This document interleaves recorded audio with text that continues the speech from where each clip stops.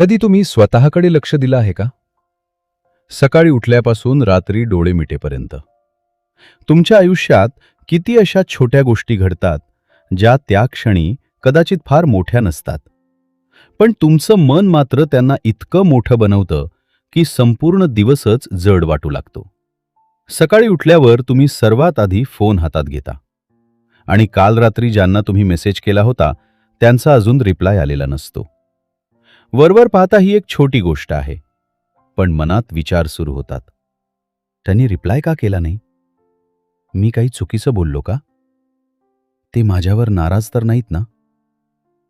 एका रिप्लायच्या अनुपस्थितीमुळे मन पूर्ण कथा तयार करू लागतं.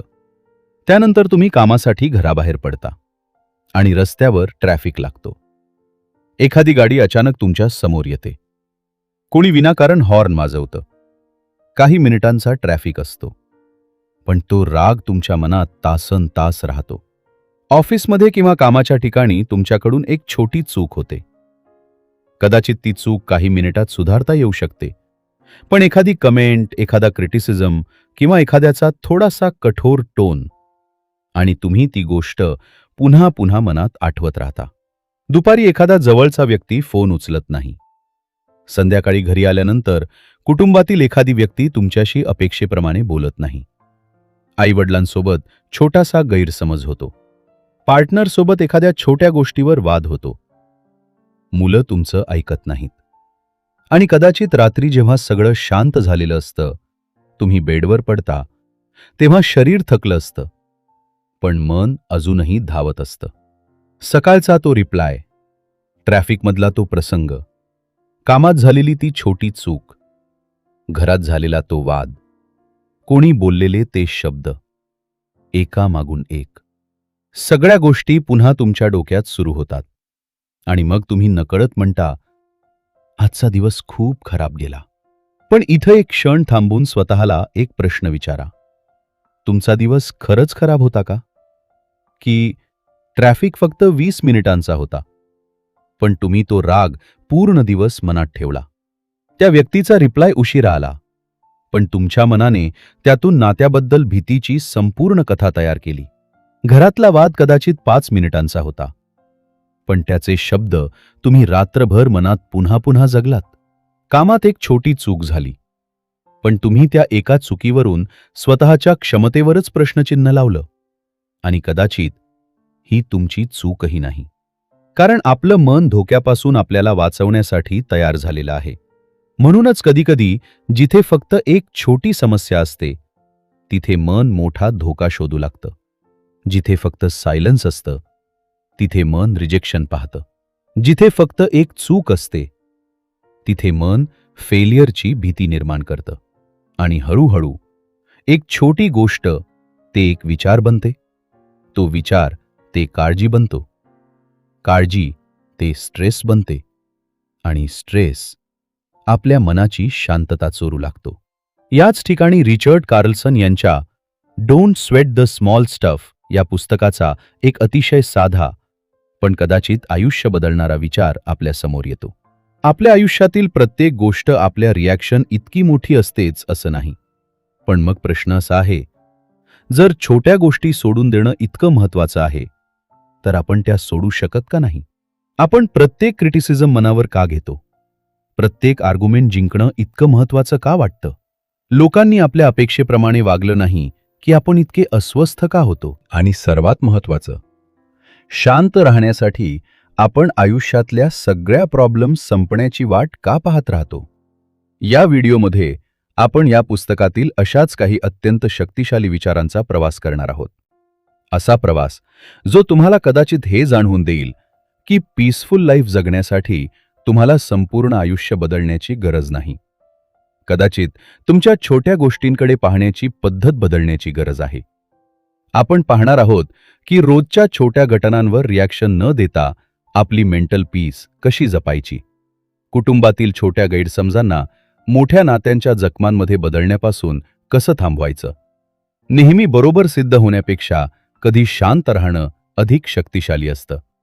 आणि प्रॉब्लेम्स कधीच पूर्ण संपणार नसतील, तरी त्यांच्यामध्येही शांत आणि आनंदी आयुष्य कसं जगायचं कारण शेवटी शांत माणसाच्या आयुष्यात प्रॉब्लेम्स नसतात म्हणून तो शांत नसतो. तो प्रत्येक प्रॉब्लेमला आपल्या मनाची शांतता घेऊन जाण्याची परवानगी देत नाही म्हणून तो शांत असतो. तर चला, आज या प्रवासात आपण एक गोष्ट शिकूया. तुमच्या आयुष्यातल्या प्रत्येक गोष्टीला मोठं बनवणं आवश्यक नाही. प्रत्येक शब्दाला उत्तर देणं आवश्यक नाही.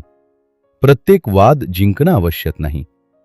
आणि सर्वात महत्त्वाचं, प्रत्येक छोट्या गोष्टीसाठी तुमची मेंटल पीस गमावणं आवश्यक नाही. कदाचित तुम्हाला नवीन आयुष्याची गरज नाही. कदाचित तुम्हाला फक्त तुमच्या आयुष्यातल्या छोट्या गोष्टींना छोटंच राहू द्यायला शिकायचं आहे. पॉइंट 1. घटना नाही, तुमचं मन तिच्याभोवती तयार केलेली कथा तुम्हाला जास्त थकवते. एक दिवशी अमोल ऑफिसमध्ये काम करत होता. नेहमीप्रमाणे सकाळची मीटिंग संपली आणि त्याच्या सिनियरने त्याच्याकडे पाहून फक्त एवढंच म्हटलं, अमोल, थोड्या वेळाने माझ्या कॅबिनमध्ये या, आपल्याला काही बोलायचं आहे. बस एवढंच. 4-5 साधे शब्द. पण अमोलच्या मनात मात्र त्या क्षणापासून एक वेगळंच जग सुरू झालं. मी कालच्या रिपोर्टमध्ये काही चूक केली का? माझ्याबद्दल कोणाची कंप्लेंट आली असेल का? कंपनीमध्ये काही बदल होणार आहेत का? माझी जॉब तर जाणार नाही ना? त्याने काम सुरू ठेवलं, पण खरं तर त्याचं शरीरच ऑफिसमध्ये होतं. मन मात्र भविष्यात धावत होतं. तो एकाच वाक्याचा अर्थ पुन्हा पुन्हा बदलत राहिला. आपल्याला काही बोलायचं आहे. त्या शब्दांमध्ये खरोखर धोका होता का? की अमोलच्या मनाने त्या रिकाम्या जागा स्वतःच्या भीतीने भरायला सुरुवात केली होती?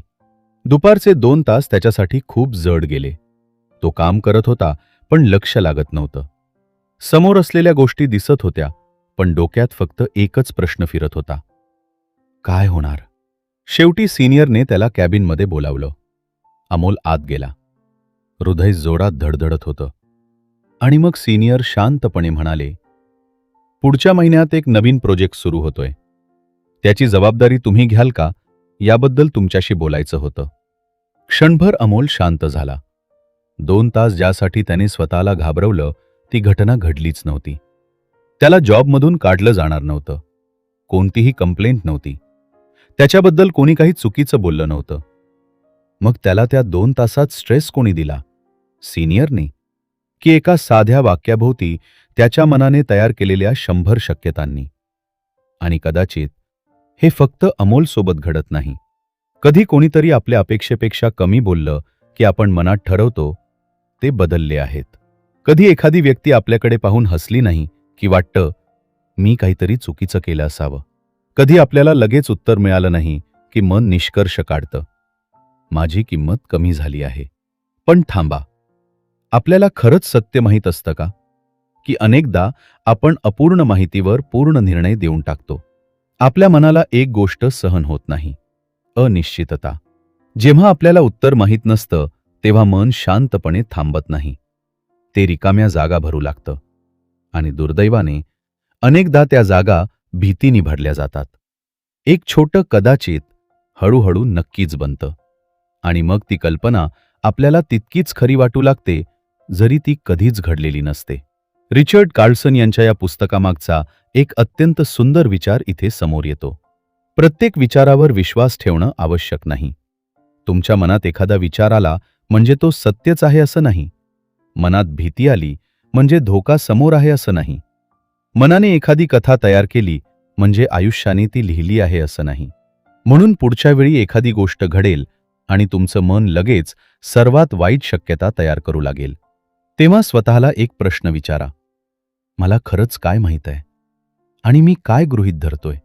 हा प्रश्न छोटा आहे, पण कधीकधी हा प्रश्न तुम्हाला अशा शेकडो काल्पनिक दुःखांपासून वाचवू शकतो, जी तुम्ही अजून घडायच्या आधीच मनात जगून घेत आहात.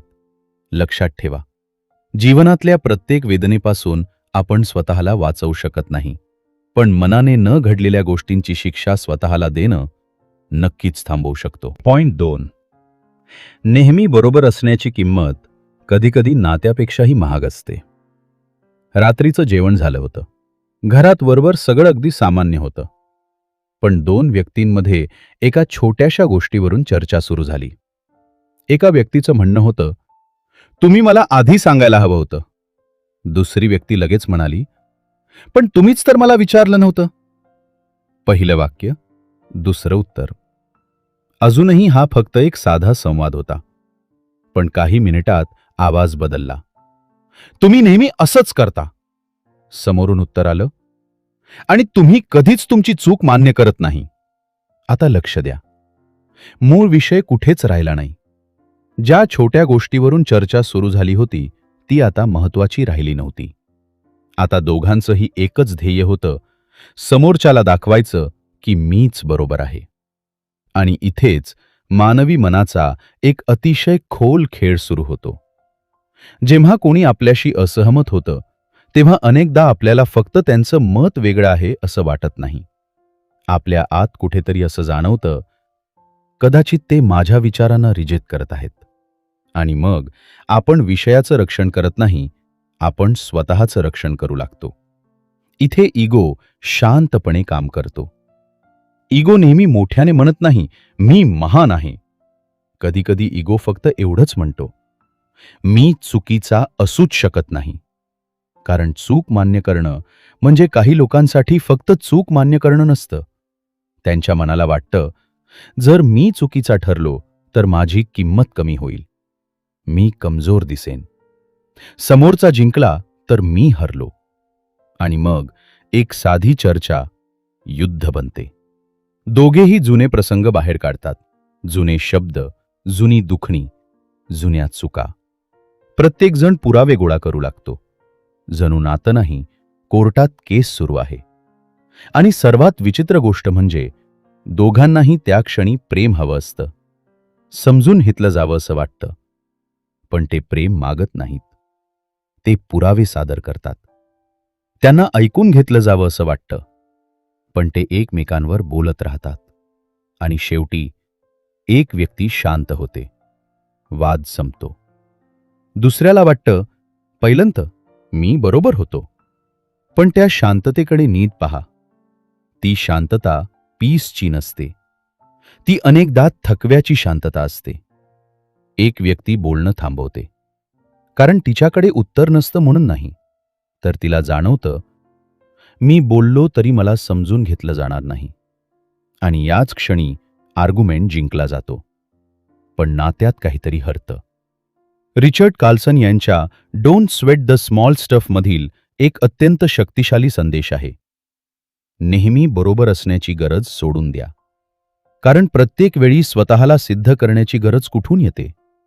जरा स्वतःला विचारा, मला खरंच उत्तर हवं आहे की समोरच्यानं मी बरोबर आहे हे मान्य करावं एवढंच हवं आहे? हा प्रश्न अनकम्फर्टेबल आहे, पण प्रामाणिक आहे. कारण अनेकदा आपल्याला सोल्युशन नको असतो, आपल्याला व्हॅलिडेशन हवं असतं. आपल्याला समोरच्यानं म्हणावं असं वाटतं, हो, तुमचंच बरोबर आहे. पण इथे एक मोठी गोष्ट समजून घ्यायला हवी. मतभेद म्हणजे रिजेक्शन नाही.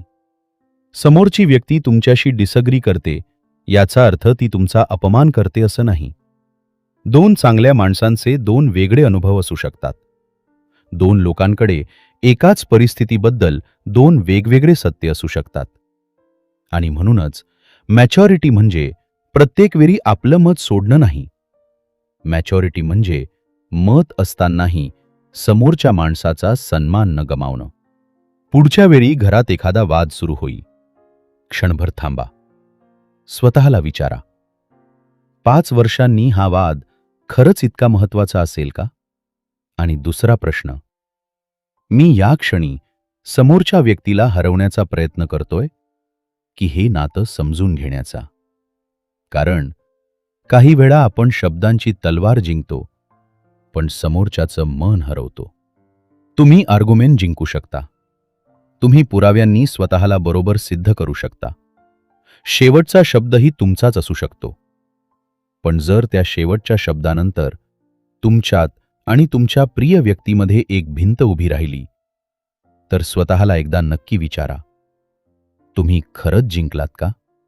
कधीकधी आयुष्यातली सर्वात मोठी ताकद उत्तर देण्यात नसते, ती असते शेवटचं वाक्य बोलण्याची क्षमता असूनही नात्यासाठी ते न बोलण्यात. पॉइंट 3. कंट्रोल सोडण्याची मुक्ती. सगळं आपल्या हातात नसतं आणि ते मान्य केल्यावरच मन हलकं होतं. कल्पना करा, एक माणूस समुद्रकिनारी उभा आहे. जोराचा वारा वाहतोय. त्याचे केस विस्कटत आहेत, कपडे उडत आहेत. तो वैतागून समोरच्या झाडाशी भांडायला लागतो. तू इतकं हलतोस म्हणून वारा वाढतोय, शांत उभं राहा. हे ऐकायला विचित्र वाटतं नाही का? पण कधीकधी आपणही असंच करतो.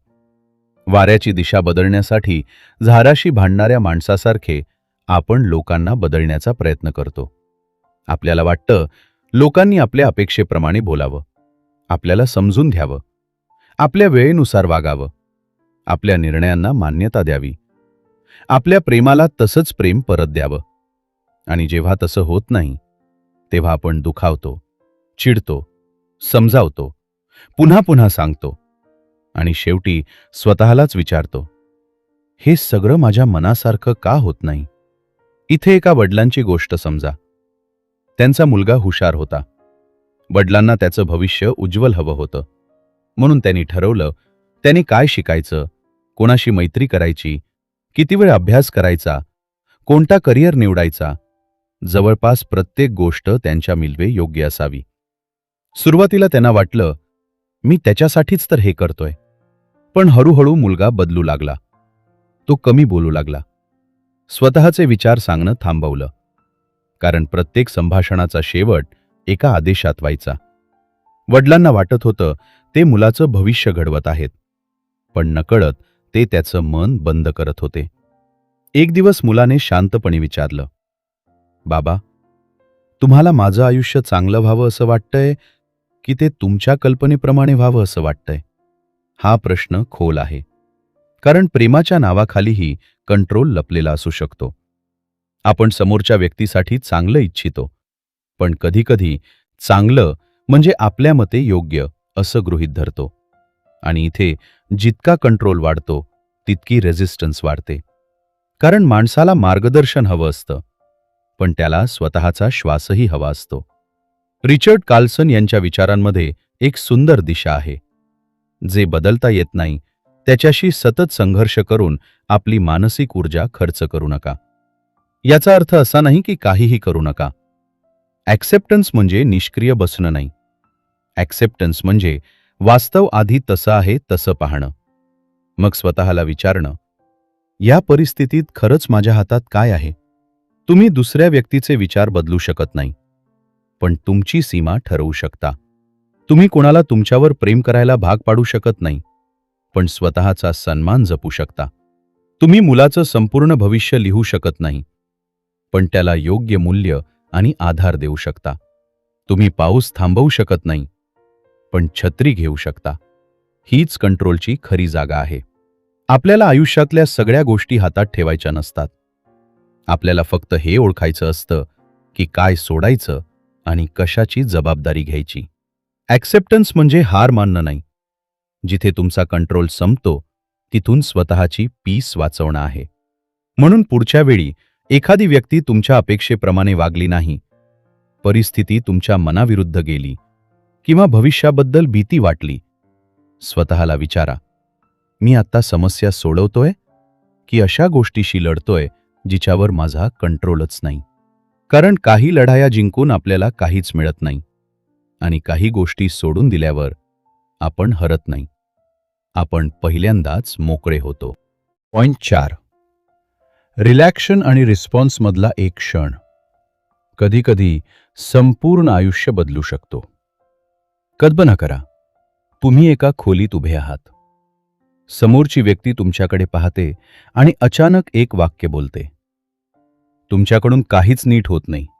ते शब्द कानावर पडतात आणि एका सेकंदात तुमच्या शरीरात काहीतरी बदलतं. छातीत उष्णता जाणवते, हृदयाची धडधड वाढते, चेहरा ताठ होतो.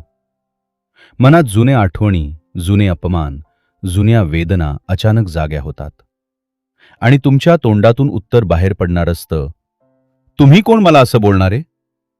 पण इथेच वेळ थांबवा. हो, कल्पना करा की त्या क्षणी संपूर्ण जगाचा आवाज बंद झाला आहे. समोरची व्यक्ती तिथेच उभी आहे. शब्द हवेतच अडकले आहेत. आणि तुमच्यासमोर 2 रस्ते उभे आहेत. पहिला रस्ता रिलॅक्शन. तुम्ही लगेच उत्तर देता. समोरची व्यक्ती आणखी जोरात बोलते. तुम्ही जुन्या चुका काढता. तीही जुन्या जखमा उघडते. एका वाक्यापासून सुरू झालेली गोष्ट एका मोठ्या भांडणात बदलते. काही मिनिटानंतर दोघेही शांत व्हा, पण आतून जखमी. दुसरा रस्ता रिस्पॉन्स. तुम्हाला राग आलेलाच आहे, वेदना झालेलीच आहे, पण तुम्ही स्वतःला काही सेकंद देता, श्वास घेता आणि स्वतःला विचारता, मी आत्ता रागातून बोलणार आहे की माझ्या मूल्यांमधून. हा छोटासा क्षण बाहेरून काहीच वाटत नाही, पण सायकॉलॉजीच्या दृष्टीने इथे एक मोठा फरक आहे. पहिली भावना अनेकदा आपोआप येते, पण त्या भावनेनंतर तुम्ही काय करणार ही पुढची निवड तुमच्याकडे असू शकते. राग येणं म्हणजे तुम्ही वाईट व्यक्ती नाही. दुःख होणं म्हणजे तुम्ही कमजोर नाही. पण प्रत्येक भावना तुमचं स्टिअरिंग व्हील पकडेलच असं नाही. यासाठी एक ऐतिहासिक उदाहरण पहा. नेल्सन मंडेला यांनी तब्बल 27 वर्ष तुरुंगात घालवली.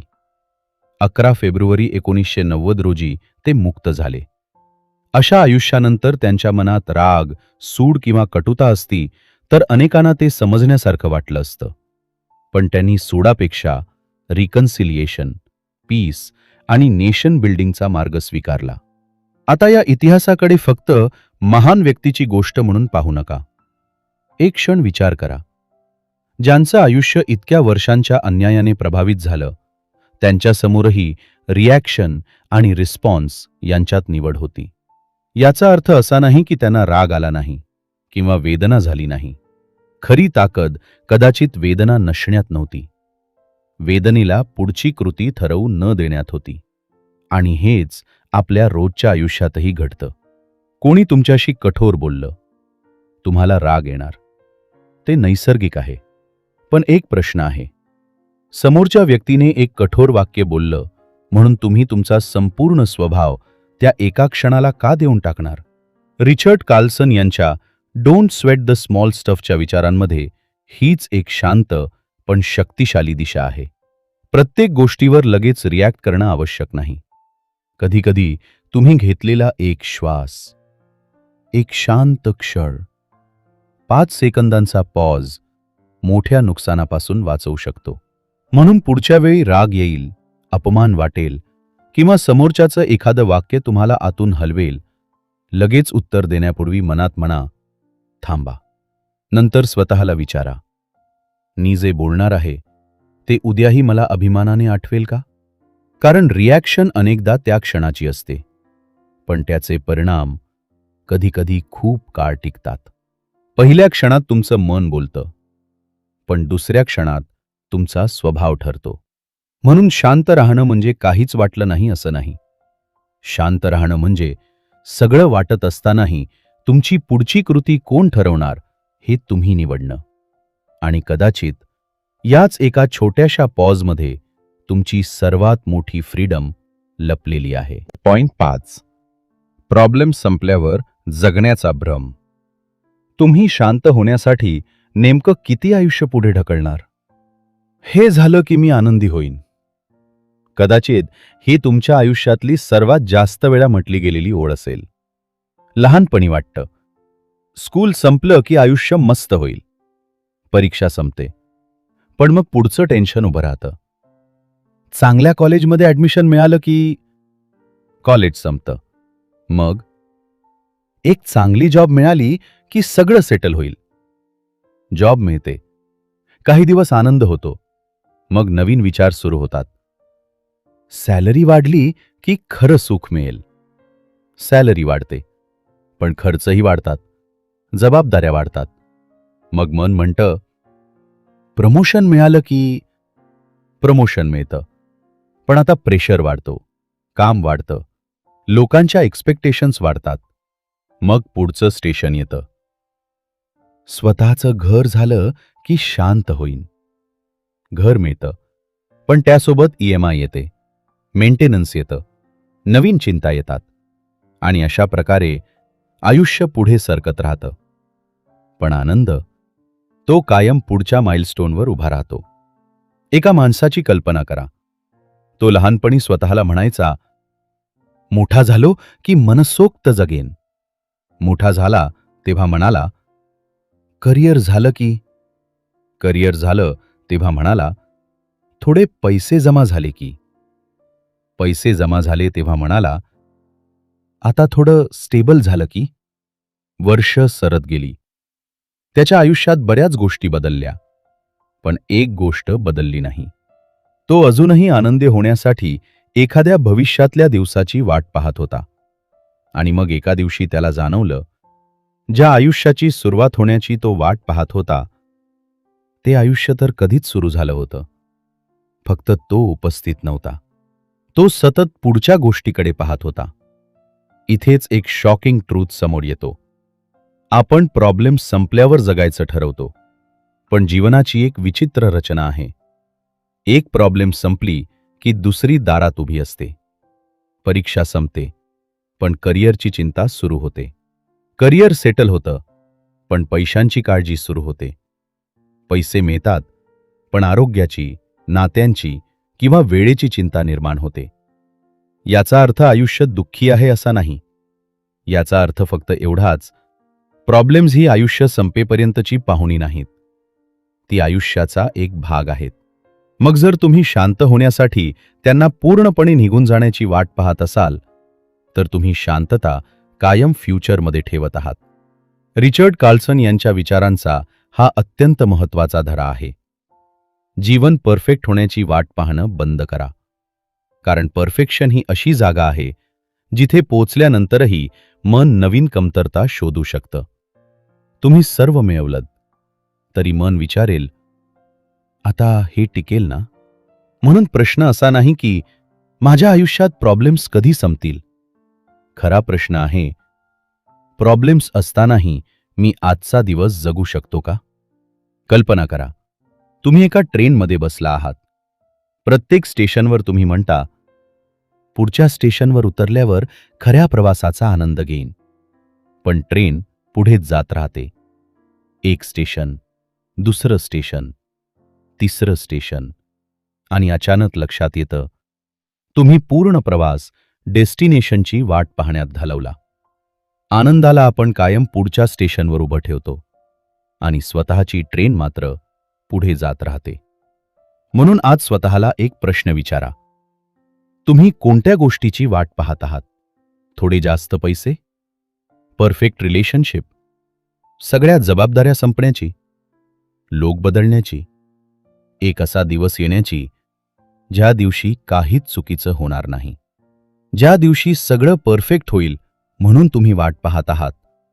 तो दिवस कदाचित कॅलेंडरवरच नाही. म्हणून आयुष्य पुढे ढकलू नका. कारण शांतता ही प्रॉब्लेम संपल्यावर मिळणारी बक्षीस नाही. शांतता म्हणजे अपूर्ण आयुष्य, अपूर्ण परिस्थिती आणि अपूर्ण दिवस असूनही हा क्षणही जगण्यासारखा आहे असं म्हणण्याची कला. कदाचित तुम्हाला आणखी एका परफेक्ट दिवसाची गरज नाही. कदाचित आजच्या इम्परफेक्ट दिवसातही थोडंसं जगायला सुरुवात करण्याची गरज आहे. पॉइंट 6. उपस्थित राहण्याची हरवलेली कला. आपण जिथे असतो तिथे खरंच असतो का? एका संध्याकाळी एक छोटा मुलगा धावत आपल्या वडिलांकडे आला. त्याच्या हातात एक चित्र होतं. त्याने ते चित्र पूर्ण दुपारभर बसून काढलं होतं. त्याच्या चेहऱ्यावर उत्साह होता. तो म्हणाला, बाबा बघा ना, मी काय काढलंय. वडील लॅपटॉप समोर बसले होते. त्यांचं काम सुरू होतं. नजरेनेही न पाहता ते म्हणाले, हो बेटा, ठेव तिथे, नंतर बघतो. मुलगा काही क्षण तिथेच उभा राहिला. मग शांतपणे म्हणाला, ठीक आहे. दुसऱ्या दिवशी तो पुन्हा आला. यावेळी त्याला नवीन गोष्ट सांगायची होती. शाळेत त्याच्यासोबत काही मजेशीर घडलं होतं. बाबा आज ना. वडील फोनवर होते. आत्ता नाही, नंतर सांग. काही दिवसांनी तो नवीन खेळ शिकला. तो म्हणाला, बाबा माझ्यासोबत खेळायला. उत्तर पुन्हा तेच, वीकेंडला खेळू. वीकेंड आला, पण काहीतरी काम निघालं. पुन्हा पुढच्या आठवड्यात. असं करत करत दिवस गेले, महिने गेले, वर्ष गेली. आणि मग एक दिवस तो मुलगा मोठा झाला. आता तो आपल्या मित्रांसोबत जास्त वेळ घालवत होता. त्याच्या स्वतःच्या गोष्टी होत्या, स्वतःचं जग होतं. एका संध्याकाळी वडील त्याच्या खोलीच्या दारात उभे राहिले आणि म्हणाले, आज थोडा वेळ बसशील? तुझ्याशी बोलायचं आहे. मुलानं फोनवरून नजर न उचलता उत्तर दिलं, नंतर बोलूया बाबा, आत्ता थोडं काम आहे. त्या क्षणी वडिलांना काहीतरी जाणवलं. हे वाक्य त्यांनी यापूर्वी किती वेळा ऐकलं नव्हतं. हे वाक्य त्यांनी स्वतः किती वेळा म्हटलं होतं. नंतर. एक छोटासा शब्द, पण आयुष्य त्याची वाट पाहत बसत नाही. कारण आपण अनेकदा असं मानतो की आपण एखाद्या व्यक्तीसोबत नंतर वेळ घालवू, नंतर शांतपणे बोलू, नंतर मुलांसोबत खेळू, नंतर आईवडिलांसोबत बसू, नंतर स्वतःसाठी वेळ काढू. पण इथे एक वेदनादायक सत्य आहे. काही नंतर परत येत नाहीत. आपण शारीरिकदृष्ट्या एका ठिकाणी असतो, पण मन दुसरीकडे असतं. जेवताना कामाचा विचार, काम करताना फ्युचरची चिंता, फॅमिली सोबत असताना फोन, झोपताना भूतकाळ. आणि अशा प्रकारे आपलं शरीर वर्तमानात असतं, पण मन कायम कुठेतरी दुसरीकडे फिरत असतं.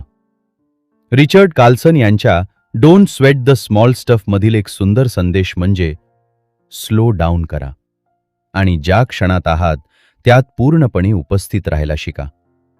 कारण आपण अनेकदा वेगाने जगत नाही, आपण नकळत आयुष्याला मागे टाकून धावत असतो. जरा विचार करा, तुम्ही शेवटचं कधी कोणाचं बोलणं पूर्ण लक्ष देऊन ऐकलं होतं? समोरच्यानं बोलताना तुम्ही उत्तर काय द्यायचं याचा विचार करत नव्हता, फोन तपासत नव्हता, मनात उद्याच्या कामांची लिस्ट नव्हती, फक्त ऐकत होतात.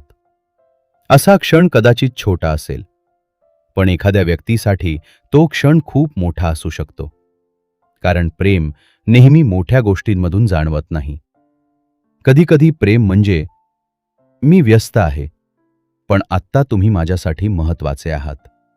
आणि कदाचित म्हणूनच या पॉइंटचा सर्वात मोठा धडा असा आहे, कधीकधी आपण आयुष्यातून क्षण गमावत नाही.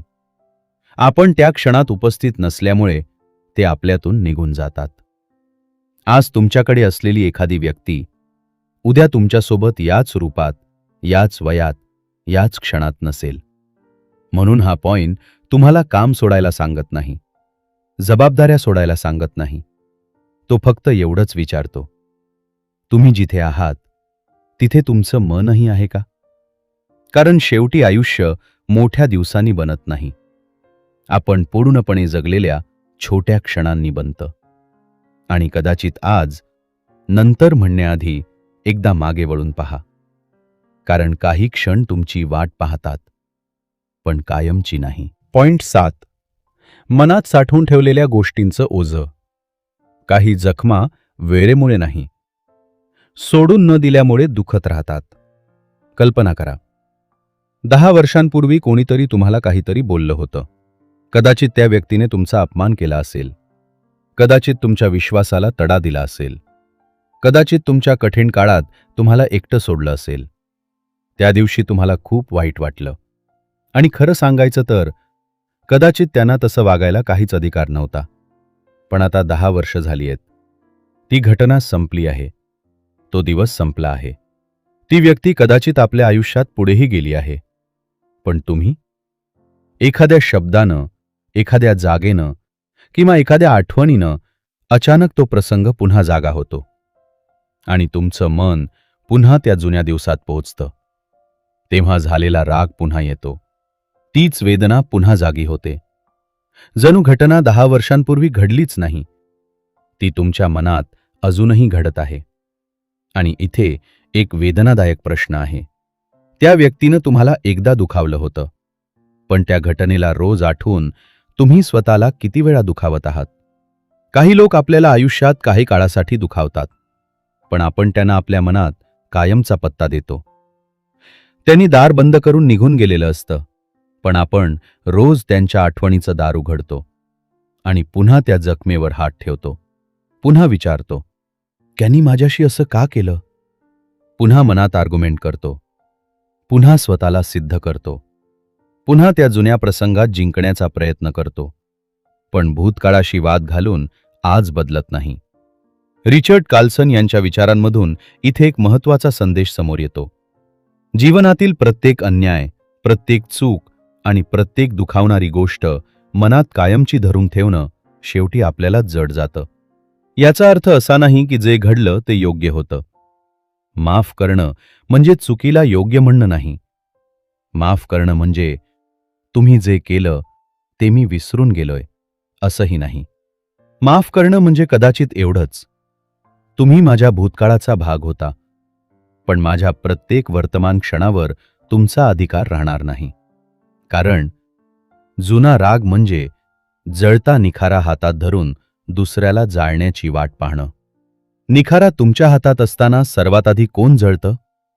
तुम्ही. काही लोक म्हणतात, मी कधीच माफ करणार नाही. पण कधीकधी हा निर्णय समोरच्या व्यक्तीसाठी शिक्षा नसतो. ती व्यक्ती कदाचित शांत झोपत असते, पुढे जात असते, आणि आपण मात्र अजूनही त्या घटनेला आपल्या मनात घेऊन फिरत असतो. म्हणून फॉरगिव्हनेस ही समोरच्याला दिलेली भेट आहेच असं नाही. कधीकधी ती स्वतःला दिलेली मुक्ती असते. आणि ही मुक्ती एका दिवसात मिळेलच असं नाही. काही जखमा खोल असतात, काही वेदनांना वेळ लागतो. म्हणून स्वतःवर जबरदस्ती करू नका की आजपासून मला काहीच वाटणार नाही. तसं होणार नाही. पण तुम्ही हळूहळू एक निर्णय घेऊ शकता. मी जे घडलं ते मान्य करतो, त्याची वेदना मान्य करतो, पण त्या वेदनेला माझं उरलेलं आयुष्य चालवू देणार नाही. इथेच खरा बदल सुरू होतो. जे घडलं ते बदलता येणार नाही, पण ते रोज तुमच्या वर्तमानाला दुखावत राहील की नाही हे मात्र तुम्ही ठरवू शकता. आज एकदा स्वतःला विचारा, तुमच्या मनात अशी कोणती जुनी गोष्ट आहे जी घटना म्हणून संपली आहे, पण शिक्षा म्हणून अजूनही सुरू आहे.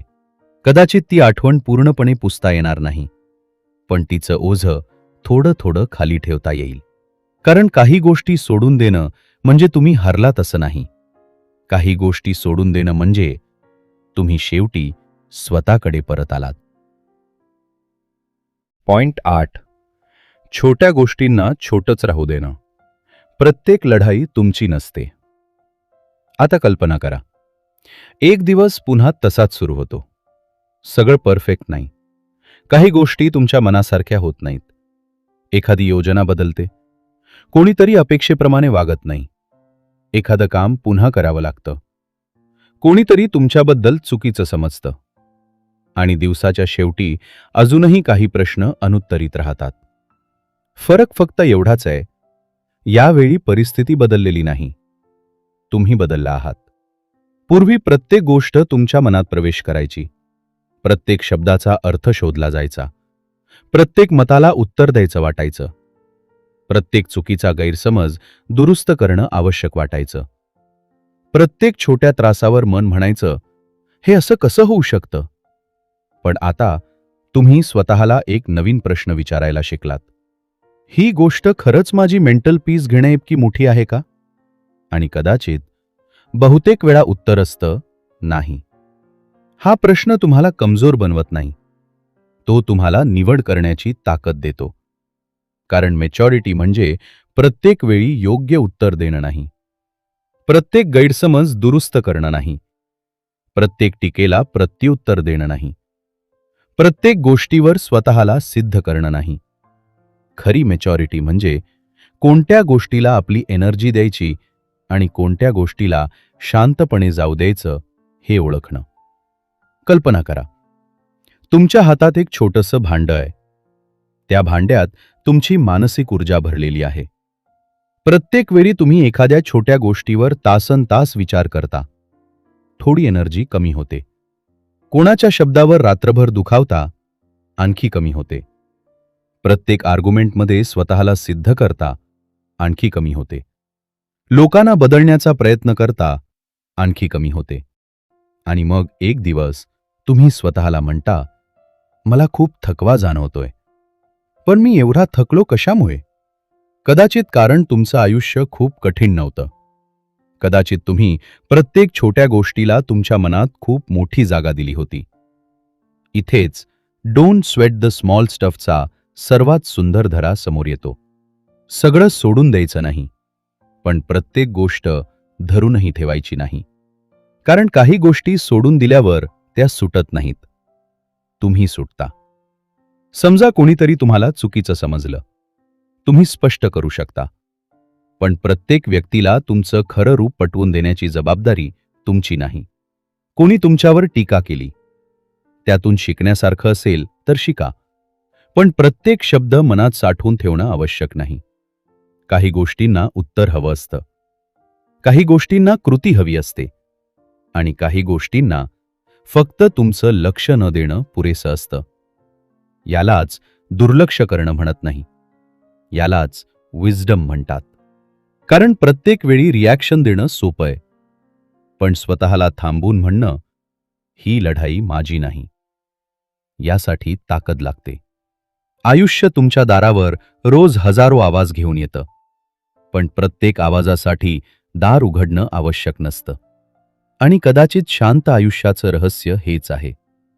तुम्ही जग बदलू शकत नाही, लोकांना पूर्णपणे बदलू शकत नाही, प्रत्येक दिवस परफेक्ट बनवू शकत नाही, पण तुम्ही हे नक्की ठरवू शकता, आज कोणत्या गोष्टीला माझ्या मनात जागा द्यायची आणि कोणत्या गोष्टीला दाराबाहेरच राहू द्यायचं.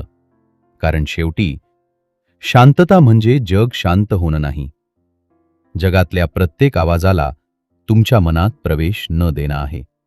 आणि कदाचित आयुष्य बदलण्यासाठी तुम्हाला सगळ्या समस्या सोडवायची गरज नाही. काही समस्यांना छोटच राहू देण्याची कला शिकायची आहे. कारण प्रत्येक गोष्टीवर प्रतिक्रिया देणं म्हणजे तुम्ही मजबूत आहात असं नाही. कधीकधी सर्वात मोठी ताकद म्हणजे हातात उत्तर असूनही शांत राहणं, आणि मनात जागा असूनही काही गोष्टींना आत येऊ न देणं. तर मित्रांनो, don't sweat the small stuff आपल्याला एक खूप साधी पण आयुष्य बदलू शकणारी गोष्ट शिकवतं. आपल्या आयुष्यात नेहमी काही ना काही चुकीचं घडत राहील. कधी लोक आपल्या मनासारखे वागणार नाहीत, कधी योजना बदलतील, कधी आपण चूक करू, कधी कोणीतरी आपल्याला दुखावेल. पण प्रत्येक वेळी प्रश्न एकच असेल, ही गोष्ट खरंच माझी पीस घेण्याइतकी मोठी आहे का? कारण आयुष्य शांत होण्याची वाट पाहण्यात कदाचित आपण आयुष्य जगायचं विसरतो. नेहमी बरोबर असण्याची गरज नाही, प्रत्येक गोष्ट कंट्रोल करण्याची गरज नाही, प्रत्येक शब्दाला उत्तर देण्याची गरज नाही, प्रत्येक जुन्या जखमेला रोज पुन्हा जिवंत करण्याची गरज नाही. काही गोष्टी सोडून द्यायच्या असतात, कारण त्या महत्त्वाच्या नसतात म्हणून नाही, तर तुमची मेंटल पीस त्यांच्यापेक्षा जास्त महत्त्वाची असते. रिचर्ड कार्लसन यांचा सर्वात सुंदर संदेश कदाचित हाच आहे, लहान गोष्टींना मोठं बनवू नका. कारण आयुष्य जगण्यासाठी आहे, प्रत्येक गोष्टीशी लढण्यासाठी नाही. आजपासून एक छोटासा बदल करा. जेव्हा एखादी छोटी गोष्ट तुमचं मन अस्वस्थ करेल, तेव्हा लगेच स्वतःला विचारा, 5 वर्षांनी ही गोष्ट खरंच इतकी महत्त्वाची असेल का? जर उत्तर नाही असेल, तर कदाचित आजही तिला तुमची पीस घेण्याचा अधिकार देऊ नका. जर या व्हिडिओमधला एखादा विचार तुम्हाला तुमच्याच आयुष्यासारखा वाटला असेल, तर कमेंटमध्ये नक्की सांगा. आजपासून छोट्या गोष्टींना माझी पीस घेऊ देणार नाही.